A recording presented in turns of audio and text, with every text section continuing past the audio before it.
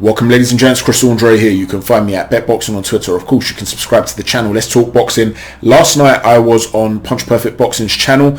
We spoke about Joe Joyce and the rest of the heavyweight division, as well as the Fury and Anthony Joshua negotiations. We got really in depth about some stuff, so please check it out. It was a really enjoyable conversation. You can find it on his channel. I also want to build on that a little bit and talk about some other developments that have occurred today with who says what and so on and so forth, and you know what fights we might end up getting to see. I did also upload a video of my own, as you guys are aware, of Joe Joyce, and I spoke about how he would fare against the rest of the heavyweight division, potentially, you know, why he could potentially beat other guys. And there was a copyright claim for a 12-second clip, which was not even that important to the video. It was literally just to show you guys how he's got this mean streak in him where he'll let a guy off the hook and then come back at him, and it's almost scary level of confidence. And yeah, I just showed that clip, basically a 12-second little bit. There was nothing to it. There was, you know, I'm not showing a whole fight or anything like that. Copyright claim, I'm questioning it, so YouTube are analyzing it. We'll see what comes of this. So I'm sorry that that video's come offline, but let's add to the general conversation that we've been having regarding Joe Joyce and the heavyweight division as a whole. Tyson Fury put out an Instagram story to say that he thinks there's definitely a chance of a fourth fight against Deontay Wilder, because the man is looking for another arse whooping. Now this is in response to Deontay Wilder saying he still harbours hope of a fourth fight. A lot of people have been complaining about the prospect of Manuel Charr. How do you feel about a potential fight against Deontay Wilder, a fourth fight? You know it's going to be an all-action packed affair. It's going to be a good fight. But is it one of those situations where, having seen 3 now, you really want to start seeing somebody else get in the ring with Tyson Fury? There's a fatigue element to it. Additionally, you have to ask yourself, what is it going to possibly do for Tyson Fury's legacy? Most people feel he's won all 3 fights. Officially, he's 2-0-1. Beating him again is not going to add anything different to the legacy. So isn't it a bit of a pointless fight, even though it would be a fun fight to watch? Let me know what you think about that. Now, Michael Benson put up the Instagram story, as you'd expect, and there was a sort of a reply in the Twitter thread whereby a guy called Scott Thompson put up a clip of an Eddie Hearn interview when he was talking about the Joshua Wilder negotiations, and he was basically saying how they've had the contract for 6 days. This is Team Wilder. We've not heard anything back, and they're saying they're going to wait another 6 days before they give us a response, which is proof that they do not want the fight. If it was us, within 48 hours maximum, we would have had it to the lawyers and we would have come back with some comments. And the insinuation here from Scott Thompson and a few fans who have sort of seen this is that this is proof, you know, it's a gotcha moment. It's proof that Eddie Hearn and Anthony Joshua don't want to fight because they've reportedly had the contract for 11 days. However, what Eddie Hearn clearly says here is that he would have got back to them with comments. He didn't say the contract would have been signed in 11 days. We would have got back to them with comments. Now, I gave a little interview, like I said last night, with Jamie, and I was basically saying how it was unusual that there would be no sort of red lines, that they would have already had pre-negotiations. Certain areas they would know. If I spot this in a contract, I'm going straight back and saying this is a problem. We don't know whether they've gone back or not. We don't know. If they haven't, it's unusual, according to Eddie Hearn's own words. However, I don't think that's the case, because Frank Warren and Eddie Hearn have both been talking about how negotiations have been progressing well. How Tyson Fury's getting a little bit impatient, but that there's real hope that they could iron out a deal. That wouldn't be happening if Eddie Hearn had gone radio silent in the way that Deontay Wilder's team did. You understand the difference? In other words, the negotiations do seem to be continuing between Eddie Hearn and Frank Warren, or Team AJ and Team Fury, despite Tyson Fury getting upset and, you know, demanding deadlines happen and things like that. It's a very different scenario to the Deontay Wilder one. Now, additionally to that, moving on from that, Tyson Fury's put out another story on Instagram, and he's basically alleged that Joe Joyce is the second best heavyweight in the world. He's rewatched all the heavyweights, he says, and now he's convinced that it's Joe Joyce. It's not Deontay Wilder anymore. That's who he kept saying was the second best. He's now saying Joe Joyce, and that one day these two may very well fight, and that, who knows, Joe Joyce might even be the number one guy, and he might even get the opportunity to take him out, basically. Now, a lot of us would love to see a Joe Joyce Tyson Fury fight. Of course, the big one we all want to see is Fury Usyk. After that, because of the history, because of the pizzazz and razzmatazz that would surround it, you'd have to go with Fury and AJ.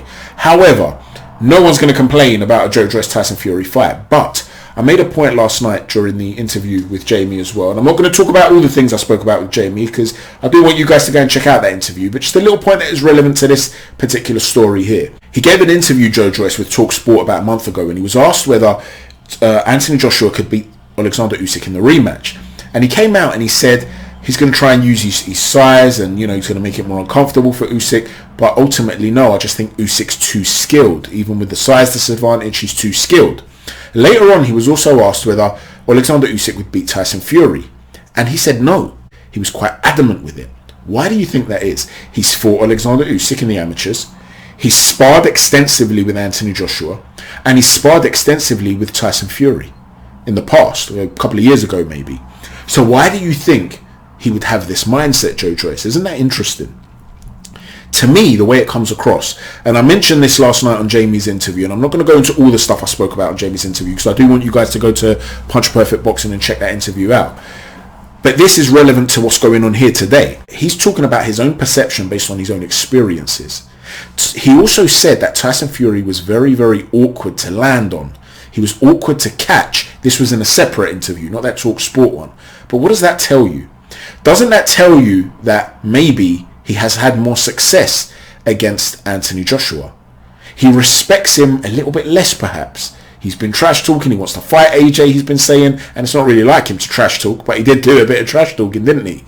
Well, when it came to Tyson Fury, he was a lot more reserved. And now Tyson Fury is bigging up Joe Joyce. How often do these heavyweights who see a significant threat, any fighter, really big up that significant threat? I remember Carl Froch used to mug off George Groves. He wasn't a worthy adversary, and we know he was. And when he fought the other dude from Philadelphia, whose name escapes me, the one who was later found to be involved in some adult movies. What was his name? I can't remember his name, but he was, not a high-level fighter, and knew that Carl Froch was going to obliterate him. Carl Froch was talking about him like he was a good fighter. Listen, he's a good fighter. It's a good test. You got to take these sorts of guys seriously. You wouldn't be talking about a George Groves like that, because George Groves is a real threat, and so what you do is undermine him. Look out for this. Whenever they want to sell you a fight against a lower level guy, they big him up. When they want to lower the expectations of the opponent, they put them down when they know they're a threat. Look out for it. So is Tyson Fury now all of a sudden putting Joe Joyce on a pedestal and saying he may very well be even better than me, and maybe one day we'll prove it, because he feels that in sparring he dealt with Joe Joyce? Now, sparring is different to a real fight. It's not 3-5 round sparring session. It's a hard spar without headgear. It's a hard fight without headgear, 12 rounds. And Tyson Fury is a heavier guy now. He's not as fluid. He's not as awkward. Maybe he'll be easier to hit. He's more destructive, but maybe that won't intimidate Joe Joyce as much. So I'm not saying it's in the bag. It's an easy fight. Joe Joyce is a threat to anybody. But is there possibility of this fight coming to the fore now because Joe Joyce is willing to take on anybody because he really wants to, and Tyson Fury, in the back of his mind, he's thinking, this is a fight that could appease the fans, and I've got this. I know I'll beat Joe Joyce. Let me know what you think about that. Joe Joyce is also being called out by Dillian Whyte. Dillian Whyte has been saying how one day someone's chin, when they're relying on it, it just goes. Boom, it's just over. And I believe in my power, and I believe I can hurt anybody, basically. So I'd be very interested in that fight. And Joe Joyce gave an interview with Michelle Joy Phelps at Behind the Gloves.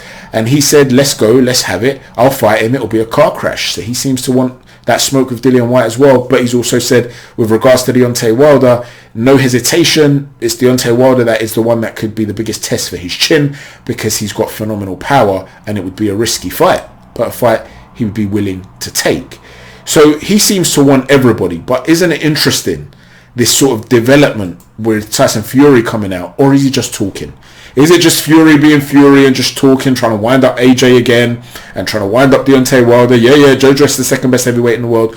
Or if we start to do what we like to do on this channel, get a little bit deep and psychological and try to look between the lines and consider why Joe Joyce said what he said when he said it, why Fury's saying this now, is it possible that we're seeing something emerge here because Tyson Fury feels confident of dealing with Joyce based on previous sparring? Let me know what you think, ladies and gents. How do you think this whole heavyweight saga is going to play out? Do you still harbour hopes for Fury AJ? If not, where do you see them all going from here? Is it really going to be Manuel Charr? And let's say it is Manuel Charr. What do you think then happens after that? Because if it is Manuel Charr as a keep busy fight and then they announce Alexander Usyk, people can't really moan too much. But do you think that will happen? Do you think Usyk will come for Fury in the spring? Let me know what you think. Please don't forget to hit a stiff jab on the like button, a right cross on the subscribe button, and an uppercut on the notifications button. Thanks for watching, everyone. Take care. God bless.